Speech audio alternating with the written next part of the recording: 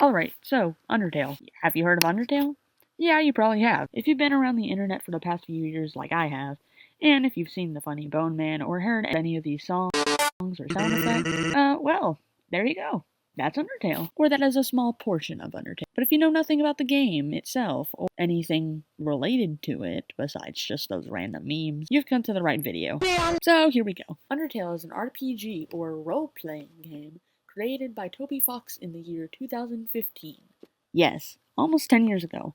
I feel really old. But anyway, you play as a child who's fallen into the underground, which is a large, secluded area under the surface of Earth. The only way to get down there is basically jump down a hole in a mountain, and then the other way out is separated by a magical barrier left by the humans long ago. You, as the player, meet various monsters during the journey back to the surface. Although some monsters might engage in a fight, you can either choose to spare them or fight them. Depending on what you do, all your choices matter and affect the game, with dialogue, characters, and the story changing based on the outcomes of your results. There's tons of mystery and random insane content and lore in this game, but that's pretty much the basic rundown of what Undertale is. So, all this rambling about Undertale, what is it even for? Well, I do have a government project to do, so it's time to relate government to Undertale somehow. Number 1, civil rights and individual liberties. This basically means that the citizens get to do whatever they want freely and express how they want to without the government interfering in anything. And like the 14th Amendment says, no state shall make or enforce any law which shall abridge the privileges or immunities of citizens of the United States, nor shall any state deprive a person of life, liberty, or property without due process of law, nor deny to any person within its jurisdiction the peak. Okay, so how does this relate to Undertale? I mean, they don't really have a constitution, as far as we know, but it seems like they have the same kind of freedoms as us, right? They have the freedoms to feel how they think, express how they think, as long as it is within the laws of whatever laws they have in place. They at least have rights, they at least have authorities and other ways to express how they feel and everything, like how they communicate, how they use their media, books, newspapers, blogs, TV, movies, music, or any freedoms like religion, which this gets me on to my next point, the Establishment and Free Exercise Clause. Now, I wasn't sure if I was going to do this one, because I was really trying to find a connection there. And I decided to put these two together because they kind of sounded similar to me. This basically means that a government cannot establish any specific religion or require people to participate in any religion. It's also called freedom of religion.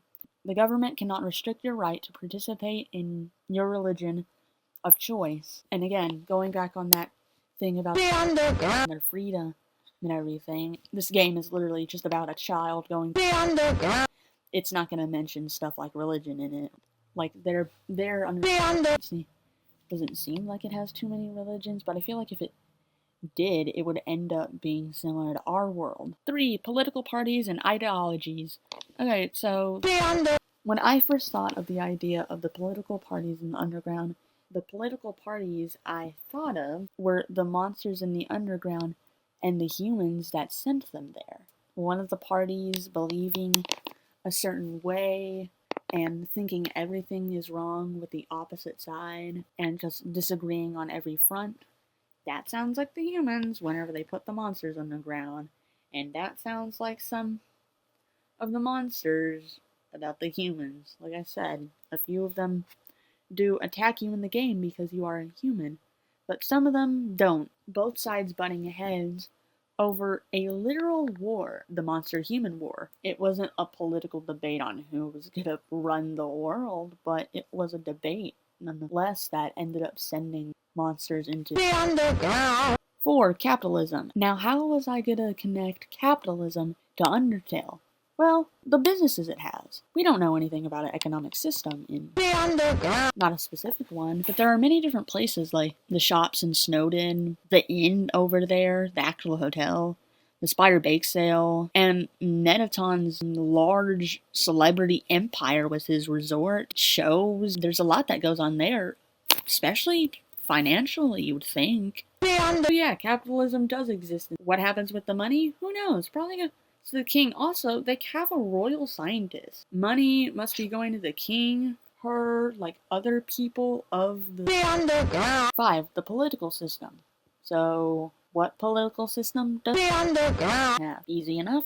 It's a monarchy. They have a king. A monarchy is a political system where a country is ruled by a monarch. A monarch is things such as a king or a queen, and rules a kingdom or an empire. The king is King Asgore, and is actually its kingdom rather than it being a full country. I wasn't sure whether to include this in the monarch or even if this was even related to that subject. There's some other people that have authoritarian power but are still positions labeled under the king, like the royal scientist and the royal guard and its captain. So that was one of the things I just thought of randomly, but I don't know if it actually related to full monarch or was just a random interesting fact that they call it royal instead of underground.